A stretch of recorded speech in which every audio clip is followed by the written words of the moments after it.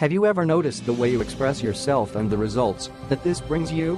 When we study the law of attraction and focus on attracting everything we want to our lives, we find that the results do not come. Many times this is due to the beliefs we have rooted since childhood. It does not seem easy to detect what is stopping us, but there is a way to realize our language.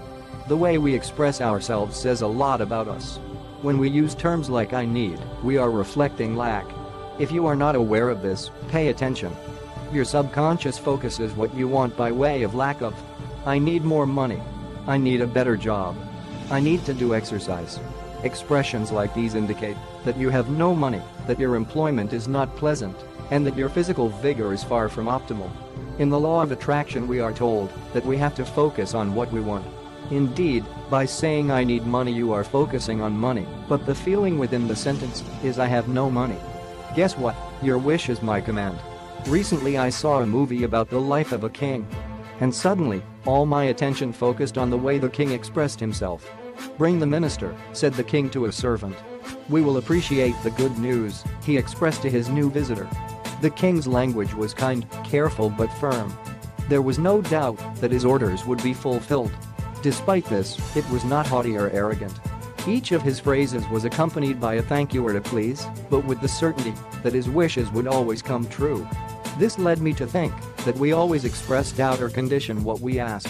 God, would a little more money be possible? On the other hand, if we express ourselves with our whole being and emphasize "I appreciate that I earn more money now," things change.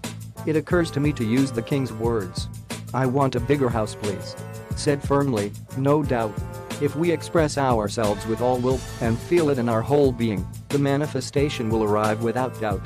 Pay attention to the way you express yourself. Try to notice the feelings that your words provoke. When the king requests something, all his subjects strive to please him. This is the universe with us, always ready to please us. The problem is that if we express doubts, lack, discouragement, regret or illness, the universe conspires to give it to you. Let's focus on what we want. Good health, good finances, good employment, good relationships, and let's say with certainty we want good health in our lives, with the feeling that we feel full, powerful, full of vigor and joy. Each of us is the king and the universe the servant. Let us begin to act then as what we are, full of security, gratitude, and with full awareness that we must take care of what we want so that this is always beneficial.